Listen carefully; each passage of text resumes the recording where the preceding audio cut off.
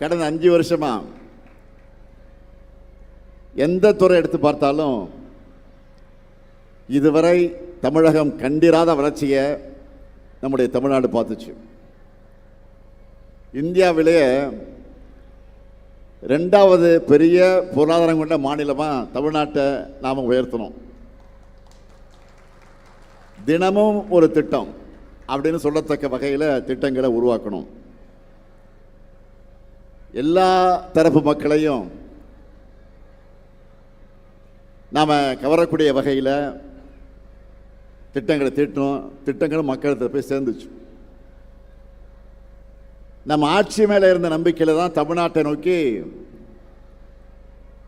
பல்வேறு மாநிலங்களிலிருந்து பல்வேறு நாடுகளிலிருந்து உலக அளவில் மிகப்பெரிய நிறுவனங்கள் எல்லாம் வந்துச்சு, நமக்கு வந்து சேர்ந்துச்சு. தொழில் தொடங்கினாங்க.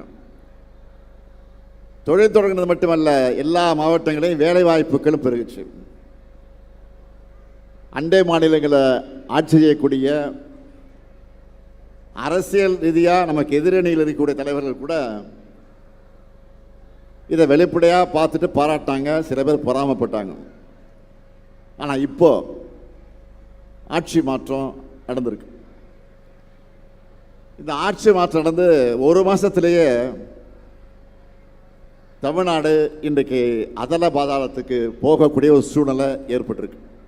தமிழ்நாட்டை காக்கிற பொறுப்பும் கடமையும் திராவிட முன்னேற்ற கழகத்தான் அதிகமாக இருக்கு.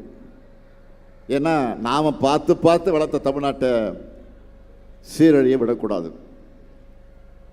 ஏதோ ஒரு தேர்தலில் வெற்றி வாய்ப்பு இழப்பது என்பது ஒரு பெரிய வீழ்ச்சி அல்ல. எத்தனையோ வெற்றியை பார்த்துருக்கிறோம், எத்தனையோ தோல்வியும் பார்த்துருக்கிறோம். திமுகவை போல வெற்றி பெற்ற கட்சியும் கிடையாது, தோத்திருக்கக்கூடிய கட்சியும் கிடையாது. ரெண்டுலேயும் நமக்கு தான் பெருமை இருக்கு. அதனால தான் சொல்கிறேன், திமுக இருப்பு வாக்குச்சாவடிகளை தாண்டி லட்சக்கணக்கான உடன்பிறப்புகளான இதயத்தில் இந்த இயக்கம் இருக்குது.